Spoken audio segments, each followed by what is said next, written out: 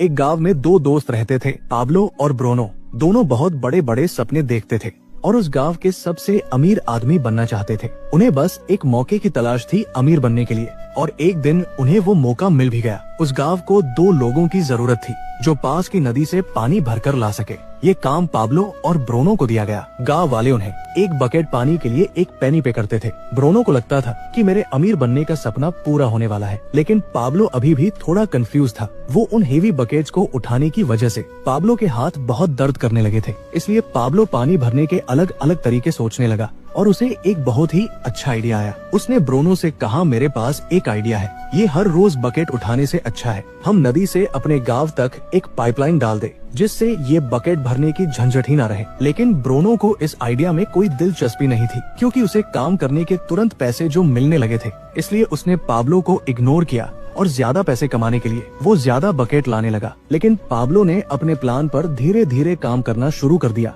वो आधे दिन बकेट भरता और बाकी के टाइम पाइपलाइन बनाता। उसे पता था ये काम बहुत मुश्किल होगा और पाइपलाइन बनाने में 1 से 2 साल लग सकते हैं, लेकिन उसे अपने आइडिया पर भरोसा था। इसलिए उसने पाइपलाइन के लिए काम जारी रखा। कुछ महीने बाद ब्रूनो और गांव वालों ने उस पर हंसना शुरू कर दिया, क्योंकि 1-2 महीने में उसका कुछ खास काम नहीं हुआ था। इसलिए गांव वाले उसे पाब्लो द पाइपलाइन मैन कहकर उसका मजाक उड़ाते थे। और दूसरी तरफ बकेट भरने वाले ब्रूनो की इनकम डबल हो चुकी थी। वो एक बड़ा घर खरीद चुका था, उसकी लाइफस्टाइल बदल चुकी थी। ब्रूनो जब वीकेंड्स पर मजे करता, तब भी पाब्लो पाइपलाइन के लिए खुदाई का काम करता था। और कुछ ही महीने बाद पाब्लो की आधी पाइपलाइन बन चुकी थी, जिसकी वजह से उसे पानी भरने के लिए अब आधे रास्ते तक ही आना पड़ता था। इससे उसका काफी टाइम बचने लगा और वो पाइपलाइन बनाने में ज्यादा टाइम देने लगा। इधर कुछ महीनों बाद ब्रूनो को रियलाइज हुआ कि रोजाना इतनी बकेट उठाने से उसका शरीर अब पूरी तरह से थक चुका था। अब वो पहले जितना पानी नहीं ला सकता था, जिसकी वजह से वो बहुत परेशान रहने लगा। और इस तरह महीने गुजरते गए, पर पाब्लो ने अपनी पाइपलाइन पर काम जारी रखा